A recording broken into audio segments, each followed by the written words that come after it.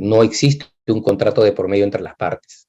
Sin embargo, toda responsabilidad civil patronal, ¿no? Y eso hay que hacer bastante énfasis, toda responsabilidad civil patronal siempre es responsabilidad civil contractual, porque se da en base a la ejecución del contrato y se le atribuye responsabilidad al empleador por haber omitido por lo menos la carga de prevención o de garante, ¿no? De previsión o de prevención, como se dice, como garante, ¿no? Si yo me quiero volver literal en esta cláusula, yo tendría que decir que la responsabilidad civil patronal cubre los accidentes del trabajador cuando no está prestando un servicio al empleador. Acuérdense, creo que en una primera o segunda clase pusimos el caso del trabajador que termina su jornada y a 3, 5 cuadras lo atropella el montacarga del asegurado. Y decíamos, ahí no se está ejecutando ningún contrato, ninguna de las dos partes, ni trabajador ni empleador están en la ejecución de un contrato de trabajo entre ellos, y por lo tanto ese sería un supuesto de responsabilidad civil extracontractual que une que en este caso coincide con el trabajador y el empleador, ¿no? Digamos, no me parece a mí la mejor definición. En todo caso, debió decir simplemente la responsabilidad civil, ¿no? Porque la extracontractual, como conclusión de lo que conversamos, es que es un daño que se genera en virtud de una relación donde no existe contrato o no existe incumplimiento del contrato. Cuando lo que esta cláusula busca justamente cubrir son los daños que se generan como incumplimiento del contrato, ya de las obligaciones contractuales según las normas de ley de seguridad y salud en el trabajo, ¿no? Entonces, siempre tener eso en mente, ¿no? No volvernos literales porque si no no cubriríamos lo que es la razón de ser. La razón de ser de la responsabilidad civil patronal, como todos lo sabemos, como todos lo intuimos, es la responsabilidad civil que se genera al asegurado por una supuesta negligencia en perjuicio del trabajador, ¿no? Entonces, ese es un punto que sí hay que tenerlo muy en consideración. Después indica que la cláusula cubre y opera solamente en los excesos de los seguros de ley, aunque hay jurisprudencia que diga lo contrario. ¿A qué hacemos referencia? Que cuando uno hace un análisis de indemnización por responsabilidad civil patronal, nosotros habíamos indicado que, por ejemplo, o mejor dicho, en la RC general habíamos dicho de que la obligación dineraria y la indemnización las determina el juez. Lo mismo va a pasar en la patronal, vamos a ver una sentencia seguramente. Lo mismo pasa en la patronal. Pero cuando todavía el proceso no se ha judicializado, cuando uno está todavía en la etapa de que ha ocurrido el accidente y el asegurado ha reportado a la compañía de seguros del siniestro y se nombra un ajustador, ¿no? Creo que todas las partes lo tienen claro que esta cláusula se va a activar en exceso de los seguros de ley. ¿Esto qué quiere decir? Que se va a activar por daño moral, se va a activar de repente por lucro cesante en el porcentaje que no está reconocido por los seguros de ley, ¿no? Se puede cubrir también la cirugía plástica, si el accidentado, si el trabajador tiene una quemadura, por decir, normalmente no le van a cubrir la cirugía estética, a pesar que tiene derecho a que se le cubra, ¿no? Para poder ponerlo justamente en la situación que se encontraba antes del accidente. Entonces, cuando a alguien, a uno de nosotros nos toque liquidar y determinar qué es lo que va a cubrir la RC patronal, de acuerdo a las cláusulas y de acuerdo a la póliza, es todo exceso que el seguro de ley no lo haya cubierto, ¿no? Esa es digamos, un concepto que debemos tener claro. Que en materia judicial cambia totalmente, lo vamos a ver ahorita, ¿no? Pero en principio, como decimos, la cláusula cubre y solamente opera en exceso de los seguros de ley. Y como hemos mencionado, no cubriría el daño, mejor dicho, cubriría, porque los seguros de ley no lo cubren, por ejemplo, el daño moral, el porcentaje de lucro cesante que de repente no se llega a percibir, ¿no? O la cirugía, como estábamos poniendo como algunos ejemplos. Esta es un poco esta es una parte del análisis de un ejercicio para poder determinar cuánto podría ser el lucro cesante. Este es el caso de un trabajador que fallece y deja a la conviviente y a 3 hijos menores de 18 años. La conviviente, si está reconocida, digamos, no va a tener que hacer ningún proceso judicial para que se reconozca su condición de tal, ¿no? Y ha sido reconocida, así que por ese lado no había ningún problema. Entonces, si yo quisiera hacer un ejercicio con respecto al lucro cesante, yo diría, bueno, el trabajador ganaba, obviamente, el 100% por su trabajo, ¿no? Pero a raíz de este accidente, ya la unidad familiar o la composición familiar ya no va a ganar ese 100% que producía el trabajador, ¿no? Ahí está 68, como un 70 y tantos por ciento. Es lo que termina, por ejemplo, en este caso recibiendo la familia, y eso con el tema de que cuando los hijos cumplan la mayoría de edad puedan perder este beneficio por ese CTR, ¿no? Y eso está enfocado a los porcentajes que por ese CTR le correspondería recibir. Entonces, yo podría hacer un ejercicio, ¿no? Y de hecho se hace este ejercicio y se dice, ¿no? Bueno, ¿cuánto va a pagar el seguro cuánto ganaba primero este trabajador, ¿no? Y en base a lo que ganaba, a lo que vendría a ser el sueldo computable de los 12 últimos meses, yo puedo liquidar, digamos, un ingreso promedio, ¿no? En muchos trabajadores sabemos que puede cambiar de mes a mes, ¿no? Entonces, pero establecemos un monto promedio y ese monto promedio yo lo aplico de acuerdo a los porcentajes y al caso concreto que están viendo en pantalla, ¿no? Si el trabajador tenía 45 años, yo puedo hacer un ejercicio por 5, por 10, por 15.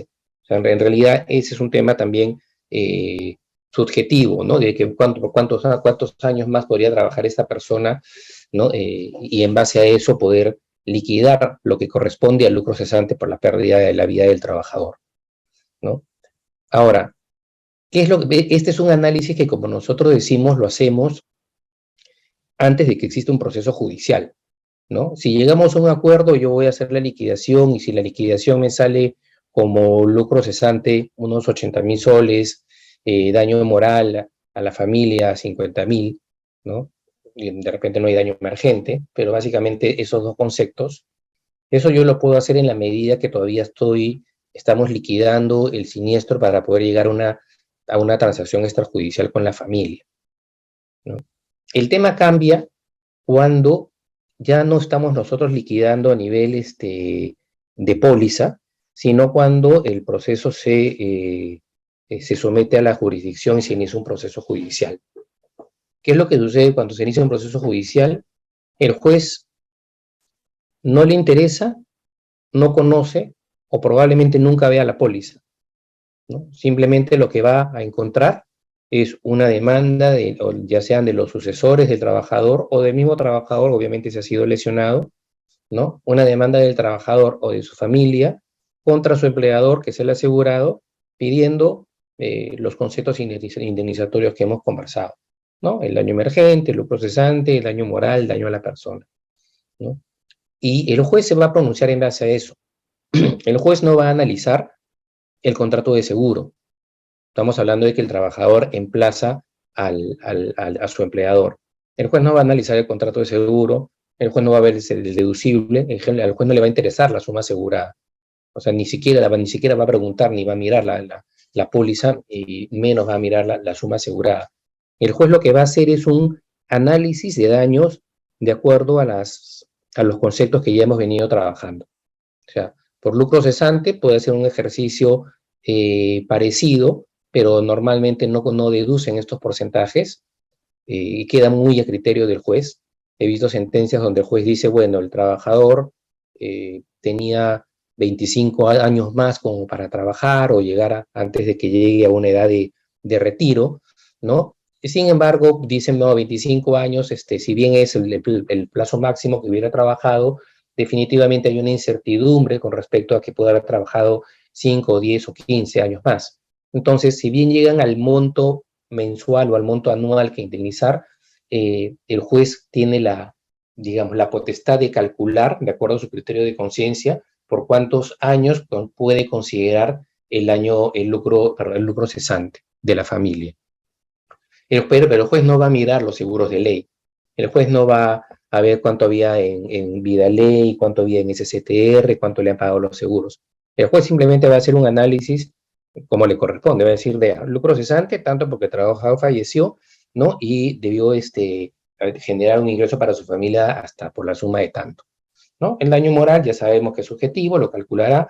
Daño a la persona seguramente lo incluirá.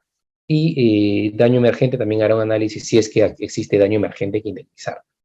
Pero como nos damos cuenta, ya a nivel judicial, cuando se manda a pagar, en realidad las compañías pagan y cubren lo que el juez manda a pagar. No, solamente he visto una vez que ha habido una oposición de la compañía diciendo al asegurado de que te han mandado a pagar un monto determinado, pero los seguros de ley han pagado tanto, por lo tanto te lo descuento, ¿no? Eso no es posible a nivel jurisdiccional. Si el juez manda a pagar, pues el importe de la sentencia que sea, ese importe es el que tiene que pagar el asegurado, ¿no? Y obviamente podrá pagar el asegurado y luego la compañía le podrá reembolsar o la compañía pagará directamente. Normalmente se estila que el asegurado pague, ya que el asegurado es el emplazado y no la compañía de seguro.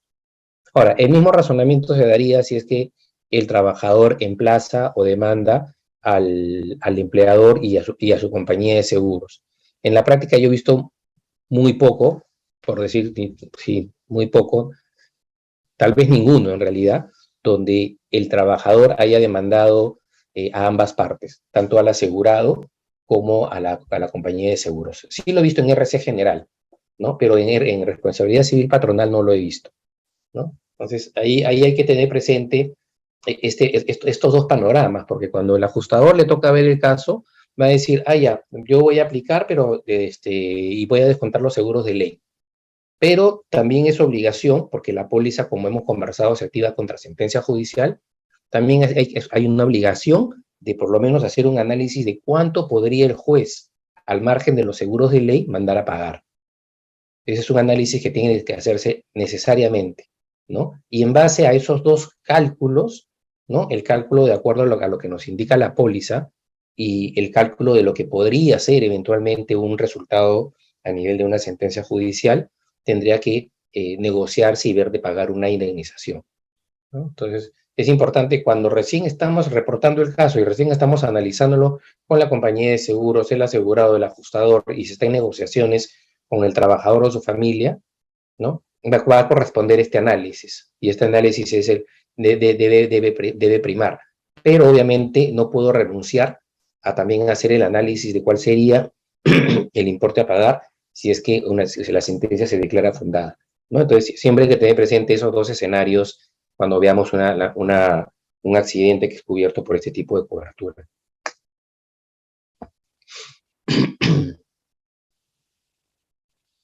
Exclusiones, ¿no? Dice, las reclamaciones provenientes de daños corporales a consecuencia de negligencia o imprudencia manifiesta del trabajador en el desarrollo de sus labores. Yo pienso que en principio esta exclusión está mal puesta, porque no debería ser propiamente una exclusión, ¿no?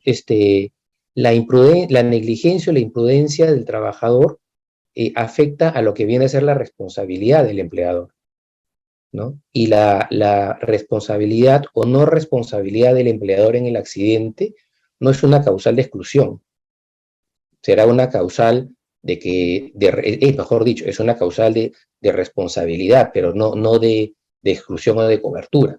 Si yo en mi análisis subjetivo, finalmente, digo de que ha habido una imprudencia manifiesta del trabajador, tendría que rechazar u opinar que el siniestro está rechazado, porque estamos hablando de una exclusión, y no es así. O sea, en la práctica, cuando vemos que hay una imprudencia manifiesta del trabajador, ¿no? O una negligencia manifiesta del trabajador, lo que estamos diciendo es que el asegurado podría no ser responsable, salvo que un juez le diga que se lo diga que sí, pero tendríamos que decir que el asegurado no es responsable. Y como no es responsable, entonces en todo caso correspondería emitir un informe, y lo mismo la compañía de seguros, cerrando el caso, porque por falta de responsabilidad del asegurado. pero no rechazando el caso por falta de responsabilidad del asegurado, ¿no? Porque rechazar un siniestro es, en otras palabras, que no te voy a dar cobertura. ¿Qué pasa si es que yo rechazo el siniestro porque digo que hay imprudencia manifiesta del trabajador y posteriormente esto termina en un proceso judicial y lo hacen responsable el empleador? ¿No? No tendría sentido rechazar el siniestro, ¿no? Cuando rechazo el siniestro por la aplicación de una exclusión, quiere decir que en realidad eso ya no lo podría levantar nadie. Ya está en el supuesto de hecho de la póliza y por lo tanto no tendría cobertura.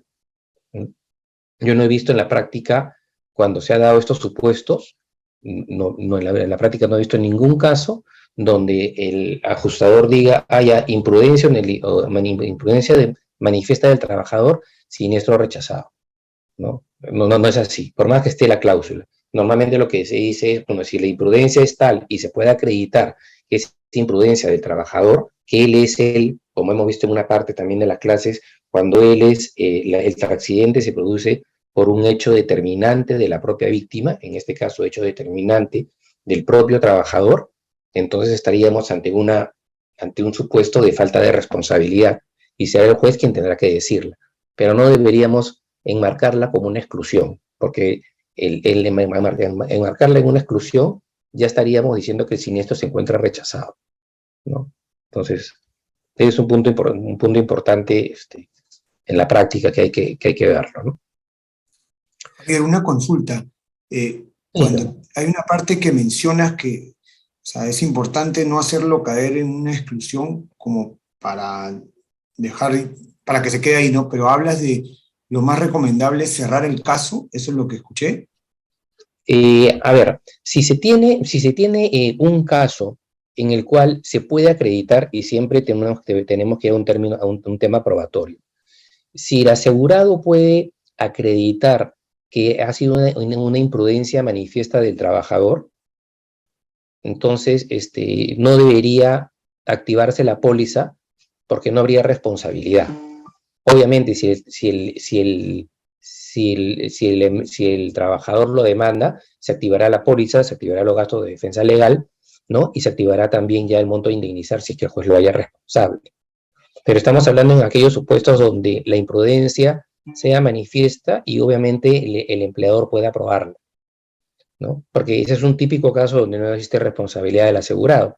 Y acuérdense que esta póliza es una póliza de responsabilidad civil, o sea, siempre tiene que mediar algún factor de atribución de responsabilidad del asegurado, sea la subjetiva, sea la objetiva, ¿no? Sea en cumplimiento contractual, pero tiene que configurarse como un hecho que es responsable de él, ¿no? Si el asegurado, y no solamente esto en la patronal, sino en cualquier otra, en las demás coberturas, incluso la general, si no existe responsabilidad, entonces no hay por qué indemnizar, ¿no? Pero ¿quién es el que define si existe o no responsabilidad? Es el juez. O sea, si este tema en principio queda claro que es una imprudencia manifiesta, el asegurado lo puede acreditar y por lo tanto ni la compañía quiere negociar, ni el asegurado quiere negociar, ¿no? Porque pueden probarlo, porque tienen un video seguramente, ¿no? Entonces, si lo pueden acreditar, se esperará en todo caso una demanda, ¿no? Se esperará la demanda y ahí aplicarán los medios de defensa que tenga o invocará los medios de defensa que tenga el asegurado para poder hacer que la demanda se declare infundada. Pero son casos muy extremos, ¿no? O sea, como digo, tiene que cumplir dos requisitos: su imprudencia manifiesta del trabajador y que el asegurado pueda acreditar esa imprudencia manifiesta, ¿no? Así es, una mera imprudencia, como puede ocurrir, no es suficiente para liberar de responsabilidad al asegurado, ¿no? Y los jueces no suelen acoger el tema de exonerar de responsabilidad al asegurado o al empleador, aunque haya habido algo de imprudencia de parte del trabajador. O sea, lo van a hallar responsable de todas maneras. Que pueda disminuir un poco el monto a indemnizar es otro punto, es diferente, ¿no? Pero este caso, digamos, como cualquier otro, si esta cláusula nosotros la viéramos en la RC general y dijéramos, porque una cláusula o una exclusión como esta no está en la RC general, ¿no? Si dijéramos que el asegurado como causal de rechazo, como causal de exclusión y por lo tanto de rechazo, indicar si es que la imprudencia o la negligencia manifiesta del tercero es la que ha determinado el daño.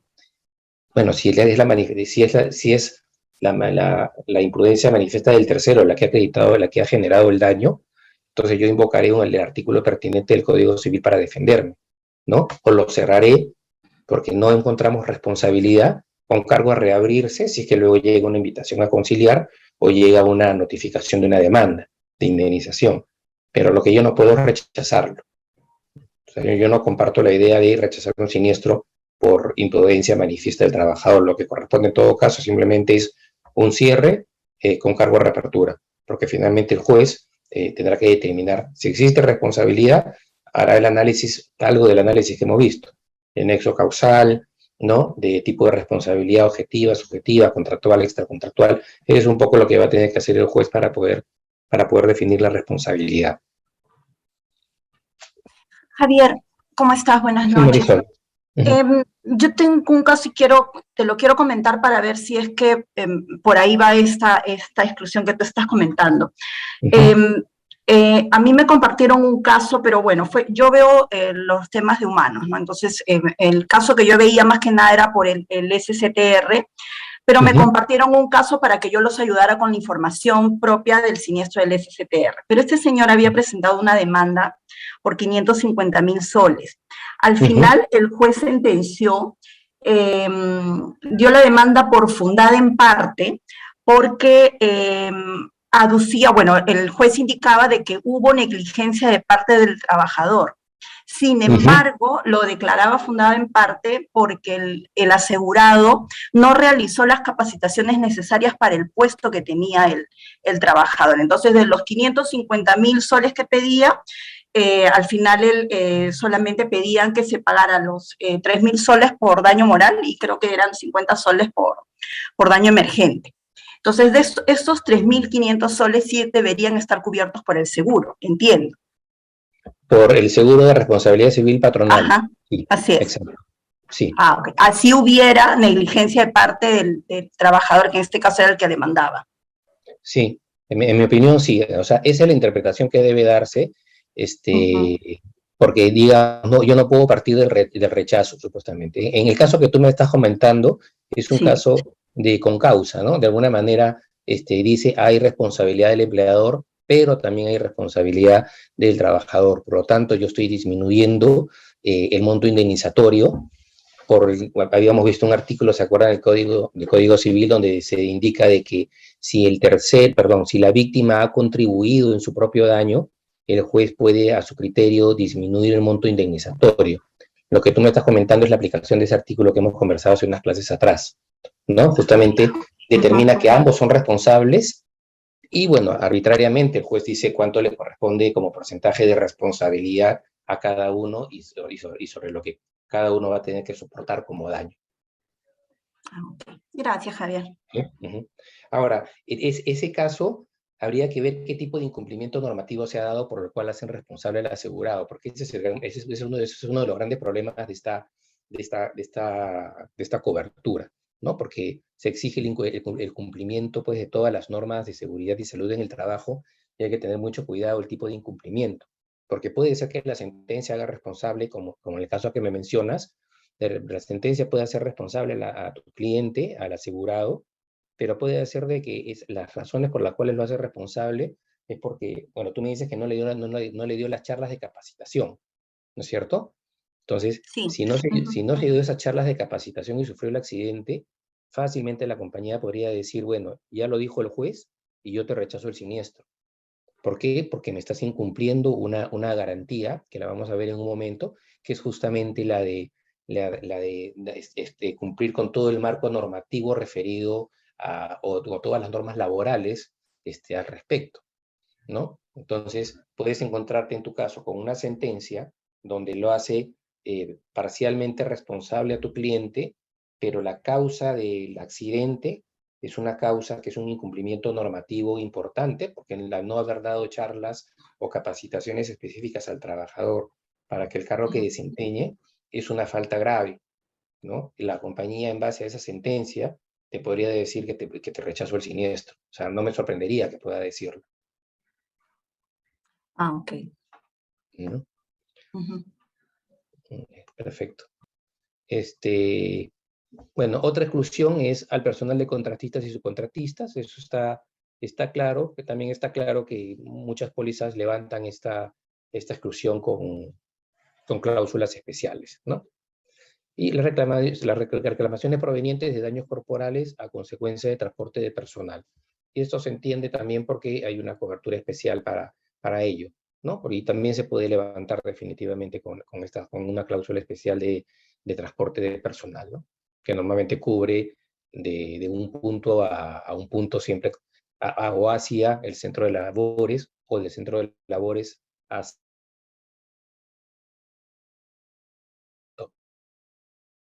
se cumpla ese tramo donde siempre esté el punto de trabajo como uno de los puntos de entrada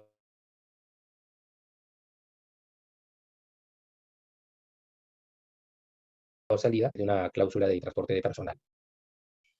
Garantías, eso es lo que un poco es importante ver, dice, el asegurado está obligado bajo pena de perder todo derecho indemnizatorio emanado de esta póliza de trabajo, de acuerdo con las disposiciones y regulaciones que norman su actividad respecto de los usos de la misma. Esta garantía, que la tienen todas las compañías de alguna u otra forma desarrollada, es fundamental. Yo les digo, casi el 90% de los casos, o el 95% de los casos, se caen por el incumplimiento de esta garantía, ¿no? Es bien complicado porque tiene que cumplir, el empleador queda claro que es, y creo que lo hemos hablado, es el que genera el riesgo, es el que conoce del negocio, es el que tiene toda la información con respecto a las actividades de la empresa. Por lo tanto, existe una simetría de la información entre el trabajador, que solamente conoce de una parte, que es la actividad que él realiza, con respecto a todo el riesgo empresarial o operativo que lo maneje el empleador, ¿no? Entonces, ahí hay que tener mucho cuidado con esta garantía. Como les digo, es bien complicada. Normalmente, SUNAFIL, cuando estamos hablando de muertes o casos graves, SUNAFIL normalmente sanciona. Es bien raro que no sancione. Habría que ver qué tipo de sanción es para ver si es que va a encontrar o no cobertura en la póliza, ¿no? Por ejemplo, lo que me comentaba Marisol, de no dar la charla de capacitación, por ejemplo, es un incumplimiento, es una omisión grave, ¿no? Entonces, por ejemplo, el empleador tiene que tener el IPER, ¿no? Tiene que tener su matriz de riesgo. El empleador tiene que haber identificado que para esa actividad específica que va a realizar el trabajador, tengo que yo haber identificado que en esa actividad hay ciertos riesgos. Y esos riesgos tengo que identificarlos y establecer un protocolo, un procedimiento para prevenir dicho riesgo. Sí, Alejandro.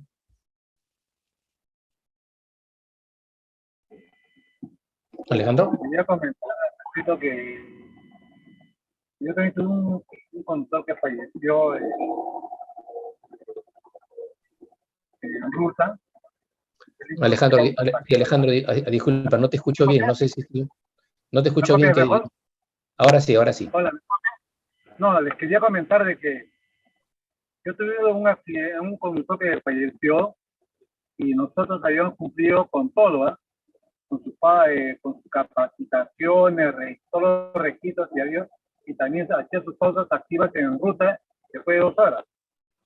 Y aún así el señor perdió el control de la unidad y falleció, ¿no? Pero aún así la SUNAFIL vino, me hizo la investigación, pidió todos los documentos ahí por ahí, le hemos entregado los videos de las pausas activas 20 minutos antes del accidente, pero aún así nos puso una multa de 15.000 soles. Sí. Se cae sí o sí, se cae la multa. Sí, y seguramente si es que han cumplido con todos, en ese caso, Alejandro, lo más probable es que haya indicado el incumplimiento de alguna norma general de responsabilidad civil, ¿no? Y en base a eso lo multan, ¿no? Creo que voy a poner también justamente el caso que conversamos, que lo vimos en el tema de la concausa, que fue mandada a pagar el 50%, un poco para que vean cómo lo desarrolla. ¿no? Pero sí, cuando acá el tema es, ocurre el accidente de trabajo, pues uno tiene que tener su protocolo, pero de atención, ¿no? Pero es importantísimo lo que estábamos conversando, ¿no? O sea, tener este manual o esta identificación de peligros y evaluación de riesgos, ¿no? Y controles, ¿no? O sea, el empleador tiene que identificar cada actividad que él realiza en su empresa, ¿no? A través de sus empleados, identificar de todas esas actividades qué tipo de riesgo puede generar para cada uno, dependiendo de cada uno van a ser distintas, ¿no? Y sobre eso, cuáles son las medidas de prevención y de previsión que se tienen que hacer, cuál es el checklist que tiene que hacer el trabajador al iniciar el día, qué es lo que tiene que revisar con respecto a la máquina, con respecto a sus compañeros, con respecto al uso de los EPPs, ¿no? Realizar si corresponde el ATS, que es el análisis de trabajo seguro, ¿no?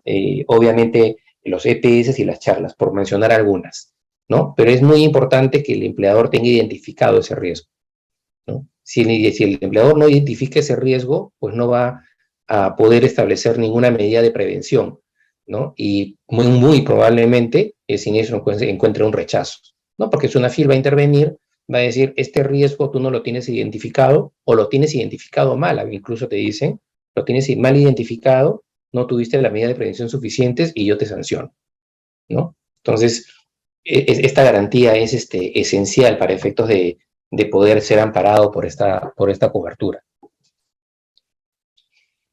Ahora, esta exclusión va de la mano con el cumplimiento de normas legales y reglamentos. De incumplirse se perdería la cobertura. Sí, acuérdense también que si en el primer párrafo indicamos de que de alguna manera se está violando o no se está observando alguna disposición o regulación y ocurre el accidente, estamos hablando de esa exclusión que vimos en la parte general que mencionaba que el incumplimiento normativo como una causal de exclusión, ¿no es cierto? Entonces, si bien en la patronal, y eso, yo estoy haciendo un rechazo en este momento de una patronal, y estoy utilizando ambos supuestos. Estoy utilizando el incumplimiento de la garantía con respecto a la RC patronal y el que está en curso en una exclusión, que es cumplimiento de marco normativo, ¿no? Entonces, hay dos razones, digamos, en estos casos particulares por los cuales se puede terminar rechazando un siniestro.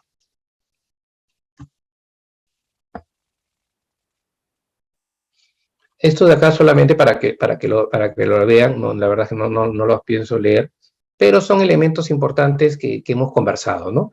La relación causal, el factor de atribución, 1329 del Código Civil, estamos hablando de un supuesto de un contrato, ¿no es cierto? Si vemos la relación causal, dice, para acreditar el nexo causal debe determinarse la existencia del vínculo laboral, ¿no? Y que la enfermedad o accidente sufrido se produzca como consecuencia de la ejecución del trabajo realizado en mérito de ese vínculo laboral, ¿no? Y claro, si estamos hablando de vínculo laboral, ¿no? Y el accidente se produce en mérito de la prestación de ese servicio, estamos hablando de un típico caso de responsabilidad civil contractual, ¿no? Del daño que podemos decir, dice, en relación se puede configurar el daño emergente, lucro cesante, daño moral. No se menciona daño a la persona, como les digo, algunos lo consideran prácticamente lo mismo que el daño moral, pudiendo ser reclamados en la vía judicial e indemnizada en caso se configure, ¿no? Para lo cual el trabajador tendrá que acreditar lo alegado.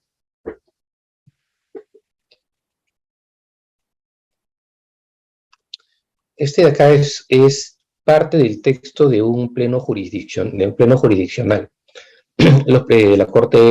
de la Corte Suprema en materia laboral. Hay que tener cuidado que efectivamente al tener esta condición, en realidad lo que está haciendo la Corte Suprema es de alguna manera tratar zanjar algunos puntos que la judicatura comienza a advertir de que probablemente no haya una tendencia a los jueces de resolver con ciertos criterios, y lo que se busca es sentar algunos criterios, homologar algunos criterios para que los jueces lo usen y no lo interpreten libremente, ¿no? De alguna manera son recomendaciones, no son vinculantes, ¿no? La jurisprudencia en el Perú, salvo la casatoria, ¿no? Lo que diga la Corte Suprema no es vinculante, pero definitivamente sirve para guiar a las partes a cómo podría resolver o cómo podría sentenciar el juez en cuanto a la responsabilidad, ¿no? Entonces, es importante siempre tenerlo. Es más, en las últimas demandas que estoy viendo en materia laboral, se agarran y citan textualmente el pleno jurisdiccional y otros supuestos más que vamos a mencionarlo seguramente en la siguiente diapositiva, ¿no? Entonces, ¿qué es lo que acordó este pleno? Y este pleno indica, ¿no? Uno, el empleador indica como garante de la seguridad y salud en el centro laboral, siempre será responsable por cualquier evento dañoso para la vida o salud del trabajador, ¿no? Siempre será responsable. ¿Cuándo no será? Cuando yo puedo acreditar ese supuesto de imprudencia manifiesta, ¿no? Del trabajador, por ejemplo, ¿no? O que yo pueda acreditar que pasó un caso fortuito, fuerza mayor, que realmente me pueda liberar de responsabilidad.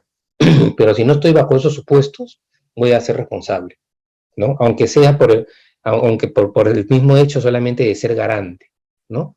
Claro, dice, si el empleador es el que hace la empresa, se beneficia con las operaciones de la empresa, y el empleador es el que genera el riesgo, porque es cierto, el empleador al momento de poner a trabajar, al momento de operar, digamos, o producir, como querramos llamarlo, ¿no? Está generando un riesgo, ¿no? Entonces, siempre queda esta idea, el empleador como garante siempre será responsable, ¿no?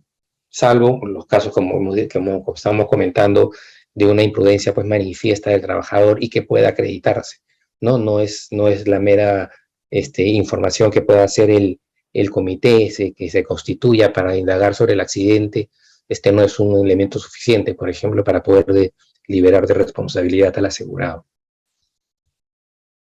El otro párrafo también es importante. Dice, asimismo puede utilizarse la transacción como un mecanismo para la extinción de obligaciones por responsabilidad por accidentes de trabajo y enfermedades profesionales, en cuyo caso el monto otorgado deberá ser valorado tomando en cuenta el artículo 1 de la Constitución, ¿no? Y aquí, ¿cuál era el problema? Que ya no se ve, ¿no? Ya no se ve muy rarísimo, pero en algún momento sí se tocaba este tema, porque se indicaba de que si el trabajador está transando, está renunciando de alguna manera a su derecho indemnizatorio. ¿En qué sentido?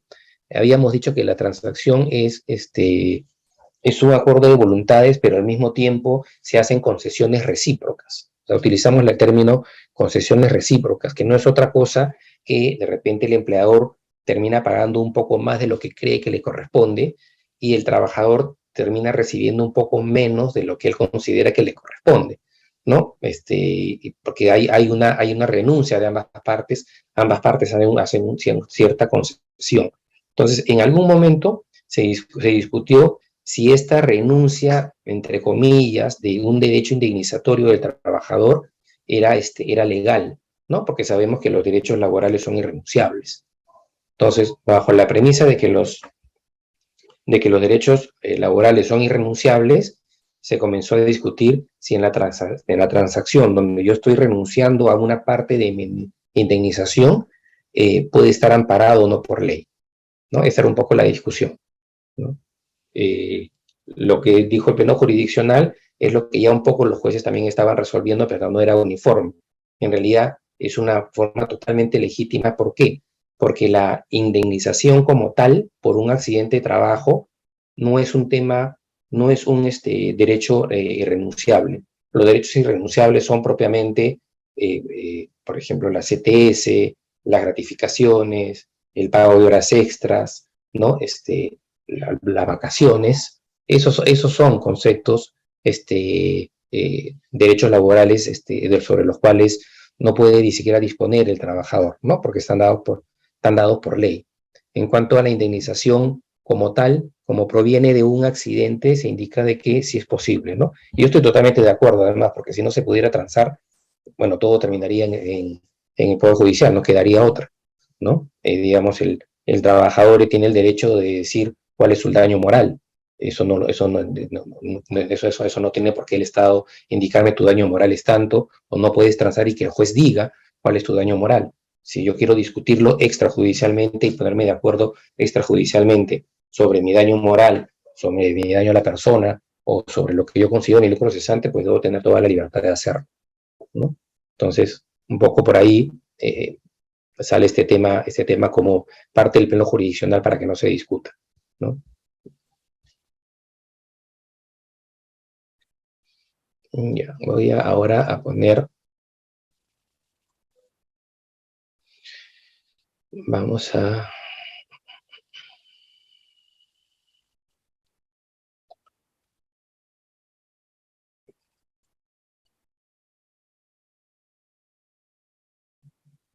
Sí, vamos a ver este caso práctico 2. Les comenté que lo íbamos a revisar, ¿no es cierto?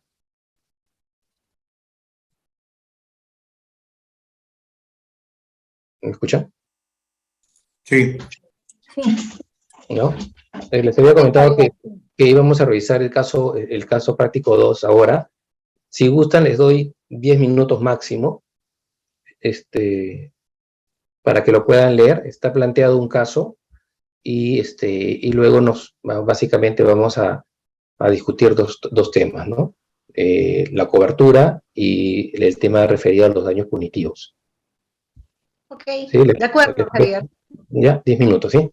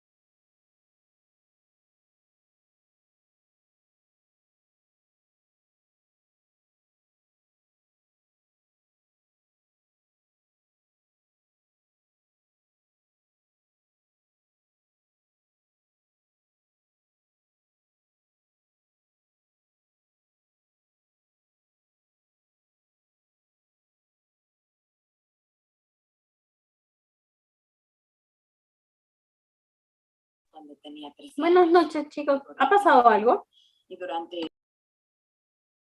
Hay que leer el caso 2 en 10 minutos. En la forma en que Ya, ok. me hacía una y otra. Gracias. Yo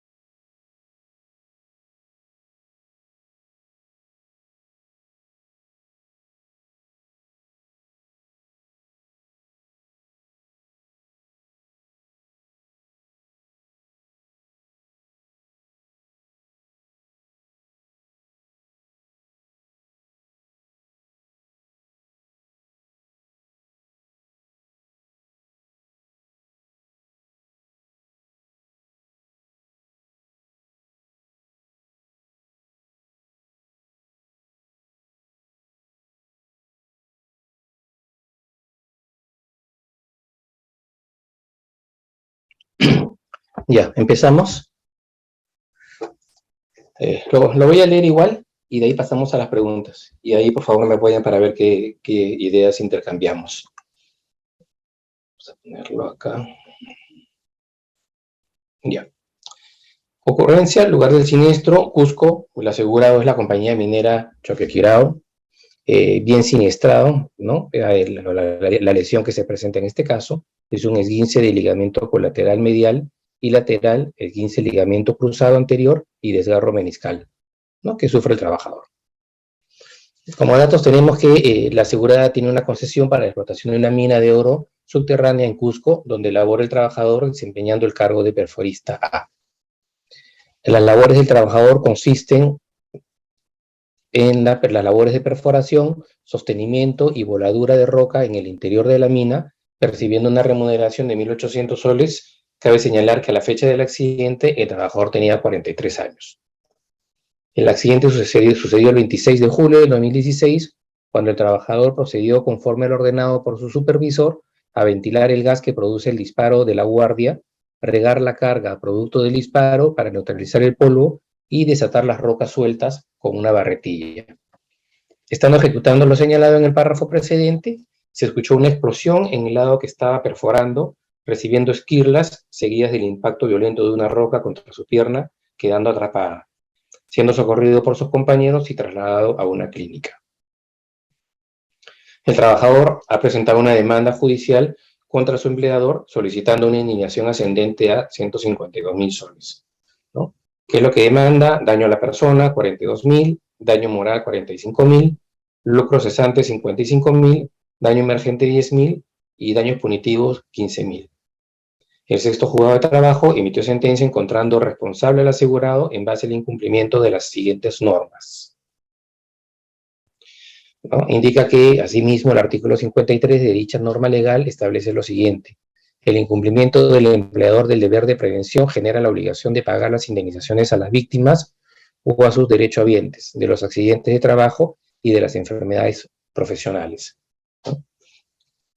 En caso de que el producto de la vía expectiva se haya comprobado fehacientemente el daño al trabajador, el Ministerio de Trabajo y Promoción del Empleo determina el pago de la indemnización respectiva. Otros extractos de la sentencia indican que con respecto habría vulnerado también el deber de prevención, en seguridad y salud en el trabajo, porque todo el personal se encontraba en sus instalaciones, y la de vigilancia, como en el sentido del cumplimiento de la normatividad legal vigente en materia de seguridad y salud en el trabajo por parte de sus contratistas. Esos son un poco los extractos de la sentencia. El juez finalmente manda a pagar el importe de 107.000, como lo están viendo en la pantalla. Y, bueno, no se discute la vigencia de la póliza y la póliza obviamente tiene que contratar la cobertura de responsabilidad civil patronal. Entonces, la primera pregunta que nos haríamos sería si contaría con cobertura este siniestro.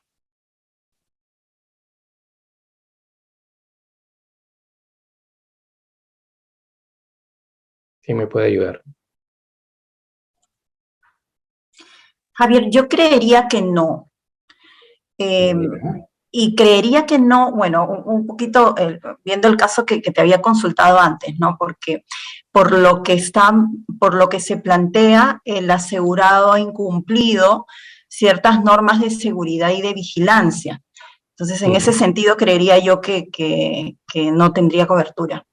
Ya, perfecto, totalmente válido. ¿Alguien que opine sí?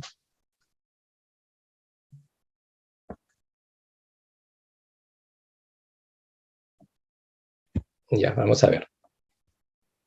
En principio, ese siniestro, Marisol, sí encontraría cobertura. Y lo digo por qué, ¿no? Las normas a la que está haciendo referencia la sentencia son normas muy generales. O sea, digamos, esta es los considerandos de la sentencia típica que un asegurado, si es que activa su póliza, quisiera tener, ¿no? Porque esta sentencia es una sentencia donde le está diciendo de manera general que has incumplido tus obligaciones como garante, tu deber de prevención, tu deber de vigilancia, pero la sentencia no le dice, oye, esto no lo tenías identificado o has vulnerado el artículo tal referido a trabajo en socavón, ¿no? O no le has entregado EPPs, ¿no? La sentencia, si vemos, es una sentencia que no es que sea una sentencia floja, finalmente es una sentencia que está haciendo responsable al asegurado en base a artículos generales de obligaciones generales, ¿no? El deber de prevención, el deber de vigilancia, ¿no? Cualquiera puede hacer, alcanza o calza para cualquier tipo de accidente que pueda suceder en el centro de trabajo, ¿no? ¿Por qué yo lo pongo acá a propósito? Porque si esta es una póliza de responsabilidad civil patronal en este caso, quiere decir de que tiene que haber responsabilidad del asegurado en el accidente. Porque si no hay responsabilidad del asegurado en el accidente, entonces cierro el caso por falta de responsabilidad, no activo la póliza.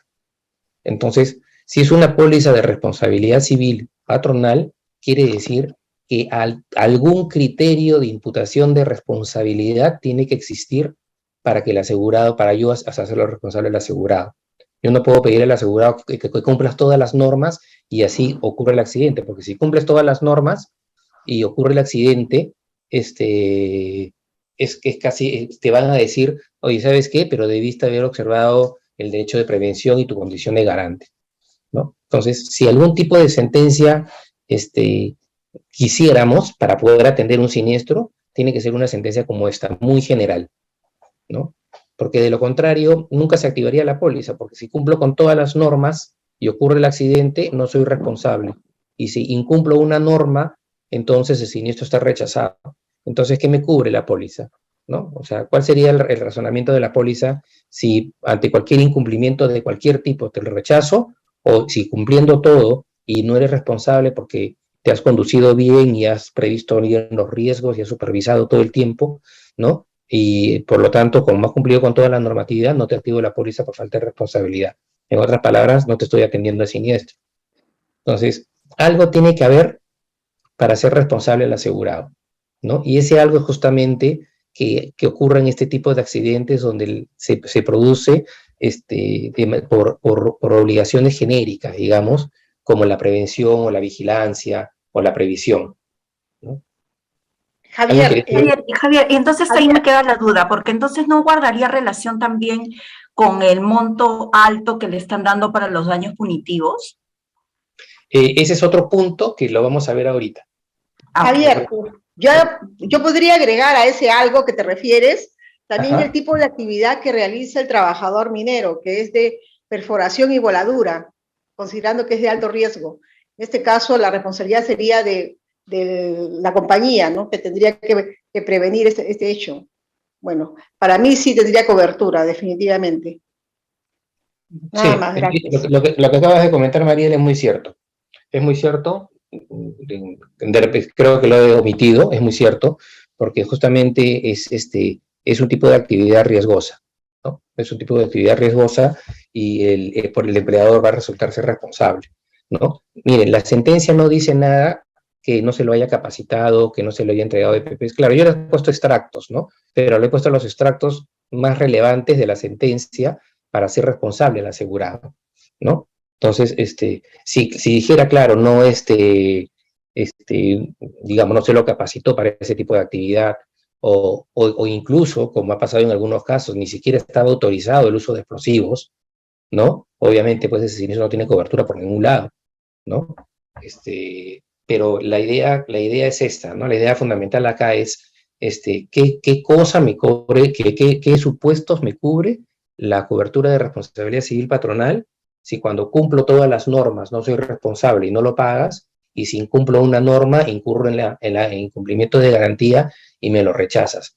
Algo tiene que haber entre esas dos que me cubras. ¿Y qué es ese algo? ¿No? Es justamente lo que estamos refiriendo, ¿no? El incumplimiento de estos deberes genéricos de prevención o vigilancia, o como también decía Mariela, ¿no? Ponernos en el caso que la actividad es riesgosa o peligrosa, por ejemplo, ¿no? Javier, ¿qué tal? Buenas noches, sí, Gustavo. Sí. También había en el tercer párrafo una indicación de que cuando el trabajador procedió conforme a lo ordenado por su supervisor a ventilar el gas que produce el disparo, y luego dice, se escuchó una explosión al lado de donde estaba perforando.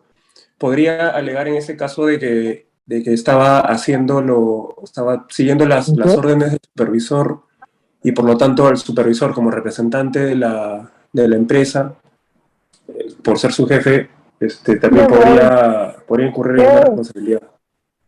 Sí, también. ¿Qué vamos a entrar ahí?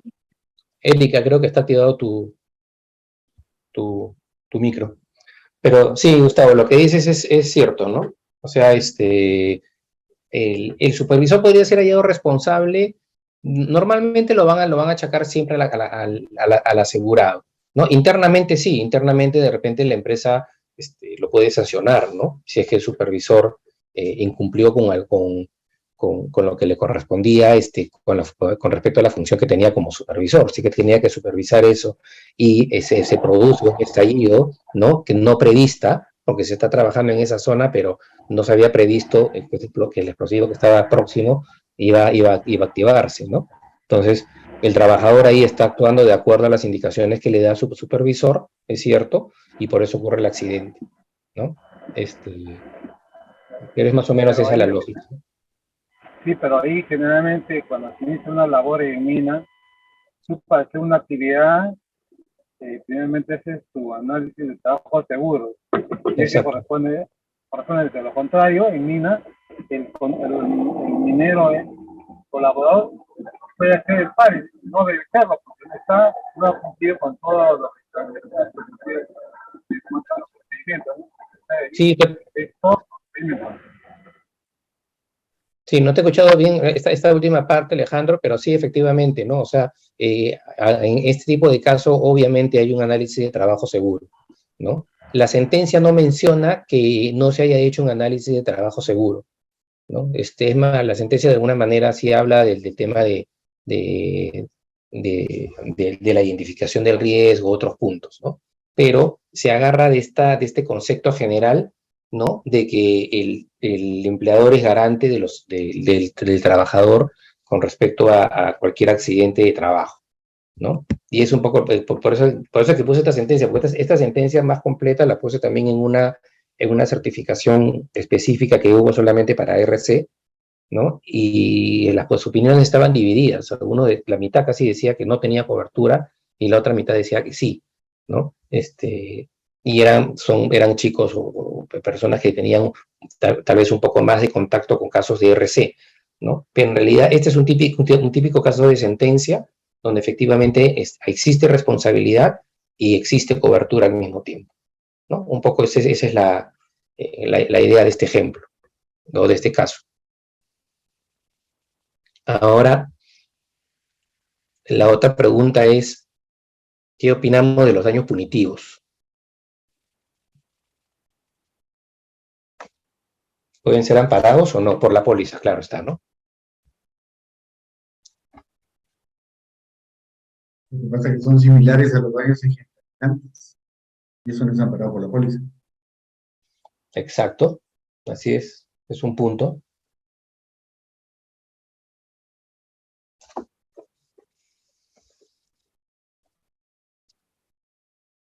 Aquí es importante lo siguiente. Cuando ustedes vean una sentencia en materia laboral donde manda a pagar una indemnización, a pesar de que se inicia en un proceso laboral, que es la vía correspondiente, ¿no?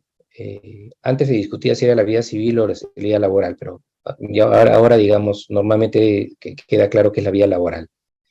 Pero uno pensaría, ya, si el proceso se está ventilando en un juzgado laboral, ¿qué tipo de análisis de indemnización debería hacer el juez?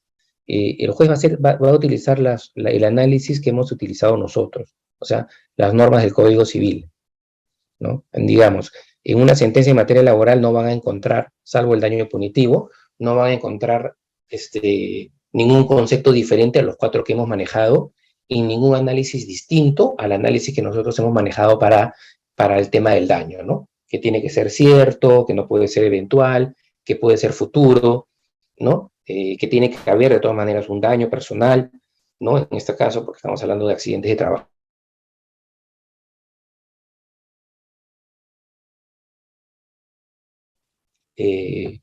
Que darse estos supuestos. Entonces, cuando el juez desarrolla su sentencia, siempre va a desarrollar su sentencia basándose en las normas del Código Civil en cuanto a los conceptos indemnizatorios.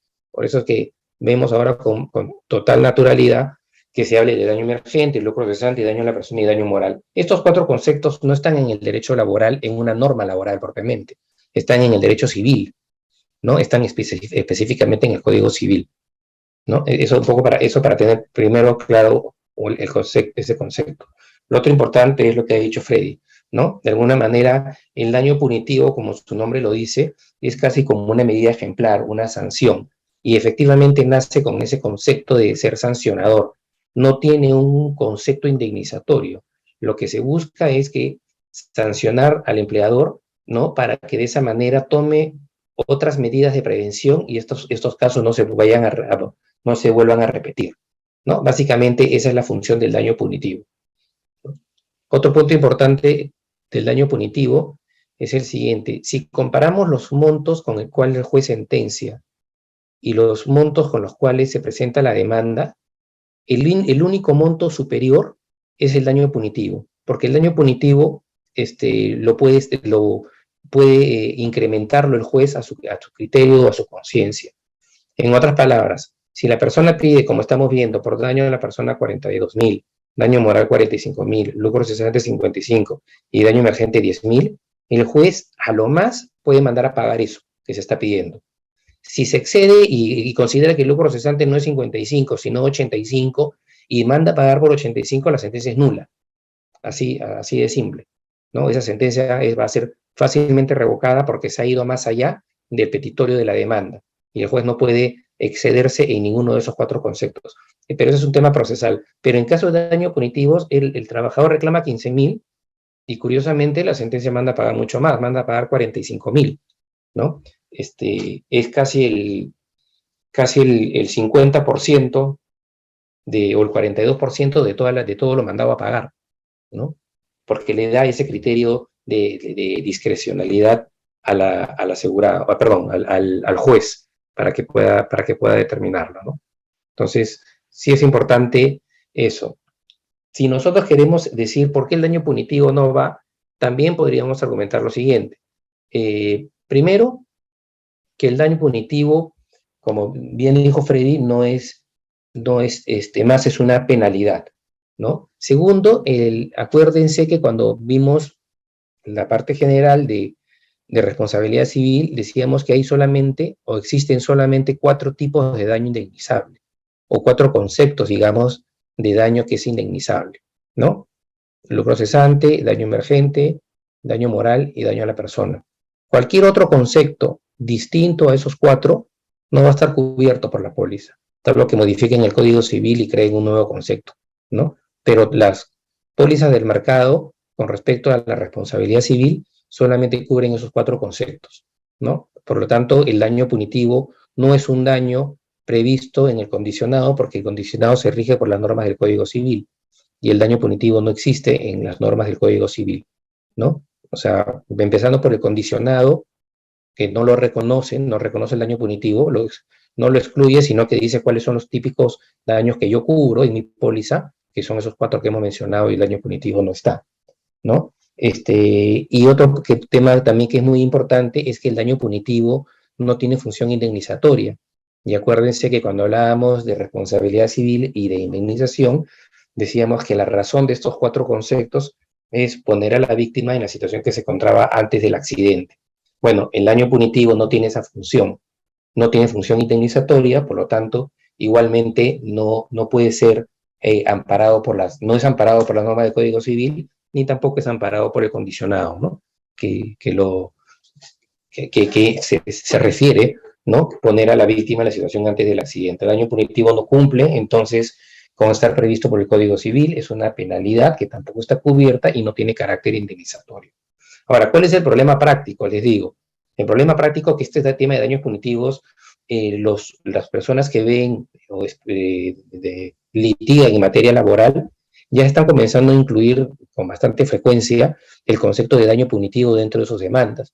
Bueno, y obviamente si yo también fuera abogado de un trabajador, pues aparte de esos 4 conceptos que conocemos, seguramente también demandaría daños punitivos, ¿no? Y a ver qué tanto manda a pagar el juez. O sea, es una herramienta válida de parte del trabajador, ¿no? El tema es que sí nos genera un poco de problema a la hora de negociar, porque sabiendo que los daños punitivos pueden ser muy altos o bajos, pero finalmente no sabemos cómo el juez lo va a razonar, ¿no? Al momento de sentarnos a negociar con el abogado o con el afectado, ya no solamente nos sentamos a conversar sobre el daño emergente, lucro cesante, daño a la persona o daño moral, ya meten en la conversación y en el concepto de indemnización, ¿no?, el tema de daño punitivo. Entonces, explicarle al trabajador de que el daño punitivo no lo cubre la póliza, al trabajador poco o nada le importa, porque él va a decir, bueno, a mí no me importa lo que diga la póliza, yo voy a ir al juez y el juez me lo va a amparar, ¿no? Y tampoco le falta razón, ¿no? Entonces, es un tema que se está viendo ya con cierta frecuencia. Por suerte se están cerrando, o sea, sí se siguen cerrando los casos de responsabilidad civil patronal, pero obviamente desconociendo este concepto de daños punitivos, ¿no? Que poco a poco se va a volver más generalizado, definitivamente. Javier, Pero básicamente... Sí, una Ricardo. consulta. Tú te refieres, o sea, básicamente al efecto que causa o sea, con el empleador, ¿no? Como asegurado de que ese daño va a ser coberturado, pero él no tiene forma de recuperar, o de esa manera se ve, o sea, Sí, o sea, porque después como ya causada. Exacto, mira, por ejemplo, este caso, ¿no? Este caso, si esta sentencia queda firme, digamos, la compañía va a cubrir el daño emergente, el lucro cesante, daño a la persona y daño moral. Pero daño punitivo, y ya lo hemos hecho en algún caso en la práctica nosotros, daño punitivo no va dentro de la indemnización. Así que yo te voy a pagar, o la compañía te va a cubrir los otros conceptos menos el deducible, ¿no? Pero el daño punitivo lo vas a tener que soportar tú, no tú como empleador, ¿no? Vas a tener que soportar el daño punitivo porque eso no se puede trasladar a la póliza. ¿Por qué? Por las razones que hemos comentado, ¿no? No está regulada en el Código Civil, es una penalidad, no tiene contenido indemnizatorio o finalidad indemnizatoria, ¿no? Por eso es que pues se puede generar estos casos de problemas en la negociación, porque hay un concepto más que entra en la negociación y que no está previsto en la póliza. Y que el asegurado... Que crea una incomodidad, como que no, esto no me quieren ayudar con esto o algo así, aparte que no es medible tampoco. No es medible. Lo único es que le ponen un tope que, si no me equivoco, es que no puede ser igual a la suma de los otros 4 conceptos indemnizatorios. Con lo cual, pues prácticamente el juez tiene un amplio margen para poder considerar establecer este monto, ¿no? En realidad sí es bastante peligroso, ¿no? Debería estar mejor regulado. Pero digamos que para efectos de la póliza, si un cliente les dice, oye, me están reclamando, esta demanda me ha venido por tanto, o la sentencia me ha venido por tanto y me está mandando a pagar daños punitivos, de frente decir, mira, daño punitivo no te lo van a pagar ni comercialmente, seguramente, ¿no? O sea, no tiene amparo en póliza, ¿no? Se podrán negociar los otros montos, de repente subir un poco más el daño moral, así, indicándole a la compañía, oye, voy a subir un poco más el daño moral, pero no le voy a reconocer daños punitivos, y vemos con la compañía cómo sortear ese concepto, porque es un concepto que ensucia una negociación, cuando la negociación se da en base a la activación de una póliza, o en base a la activación de la póliza de responsabilidad civil, ¿no? Porque el asegurado no va a poder trasladarlo así a la compañía de seguros, o el ajustador no va a poder plantear en una liquidación daños punitivos tanto, porque es insostenible, ¿no?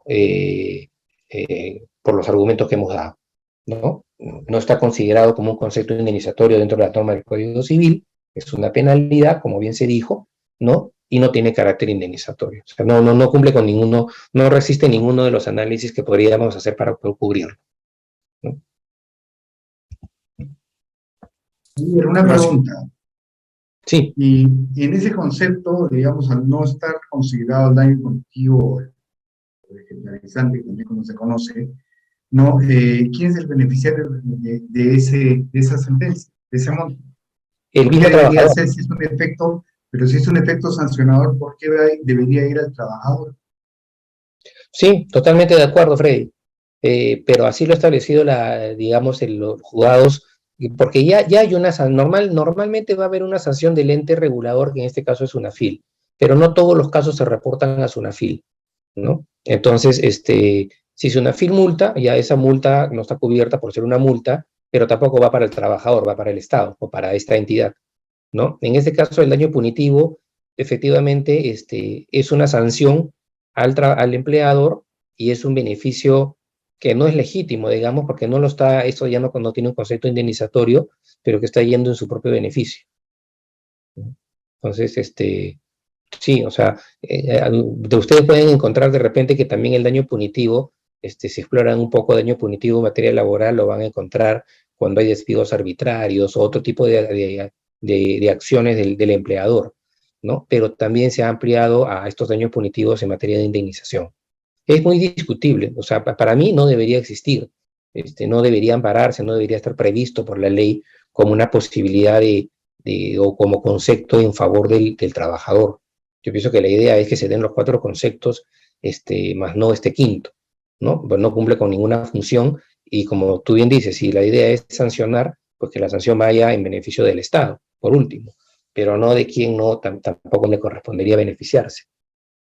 Te hago el comentario porque una vez leí una sentencia hace muchos años en la que fue por un tema, digamos, de discriminación, en el caso de una dama que no había sido ascendida, promovida, a pesar de que había superado a todos los participantes, pero por el hecho de ser mujer no fue ascendida, fue en Estados Unidos. Y al final de la sentencia, no se hizo, digamos, una reparación que creo que fue alrededor de 4 millones, pero se hizo una sentencia por daños ejemplarizantes que sí, aproximadamente de 30 millones de dólares, para sentar un precedente que eso no volviera a ocurrir. Pero eso fue, digamos, no en favor de la afectada, sino simplemente como un fondo que se constituyó como un fideicomiso para posibles demandas que pudieran haber, pero no se le pagó a la afectada. Entonces, bajo ese concepto, que es algo similar, el punitivo y el ejemplarizante, acá en el Perú se desvirtúa totalmente el concepto. Sí, totalmente. O sea, totalmente, porque en realidad no cumple, a ver, no es un derecho laboral, porque no está previsto expresamente como un derecho laboral, ni tampoco está previsto en el derecho civil como daño, ¿no? O sea, digamos, no es técnico, ¿no? O sea, va en perjuicio del empleador, sí, o sea, lo más lógico sería que SUNAFIL o un ente regulador sancione al trabajador, al empleador, ¿no? Acá seguramente también bueno, en este caso que estamos poniendo no hubo intervención de SUNAFIL, ¿no? Lo cual puede ser una ventaja. Si quieren un consejo, en la medida que puedan evitar la intervención de SUNAFIL en un accidente, mejor es evitarlo, ¿no? Claro, en el caso de muerte, siempre, ¿no? Pero en algunos casos, por ahí he visto de que se ha podido superar la supervisión de SUNAFIL y no pasa nada, y el tema es un poco más pacífico en cuanto a su atención, ¿no? Pero retomando lo que dice Freddy, sí, efectivamente, este daño punitivo no debería ir para la persona, porque no cumple la función de indemnización. Pero lo van a ver, en la práctica seguramente le va a tocar alguna consulta de ese tipo, ¿no? Y por lo menos ya no va a ser algo tan ajeno a ustedes, ¿no? Entonces, sí es importante tener en cuenta el tema de la existencia del daño punitivo. Es importante que vean cuándo se cumple o cuándo el siniestro tiene cobertura, ¿no? Como dijimos, tiene cobertura cuando se dan este tipo de incumplimientos generales, porque eso es lo que busca de alguna manera cubrir la póliza. De lo contrario, llegamos a la contradicción que hemos mencionado, ¿no? Cumples con todo, no eres responsable, no te lo pago, o incumpliste con una norma, por lo tanto te lo rechazo. En otras palabras, no te cubren ningún siniestro, y no es la idea, ¿no? Y bueno, eso como parte del caso práctico. ¿Hasta ahí alguna duda con respecto a la patronal o algo que habíamos visto?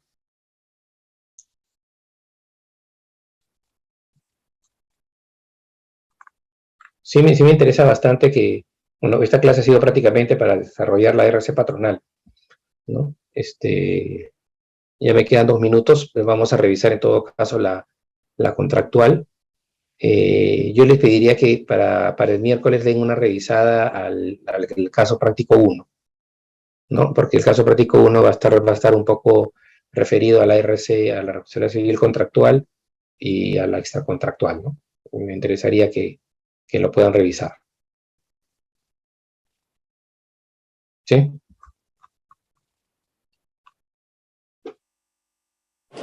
Ok, Javier. Ahí lo dejamos entonces, ¿ya? Nos vemos el miércoles. Gracias, Javier. Nos vemos. Buenas noches a todos. Gracias. Gracias. Buenas noches. Gracias.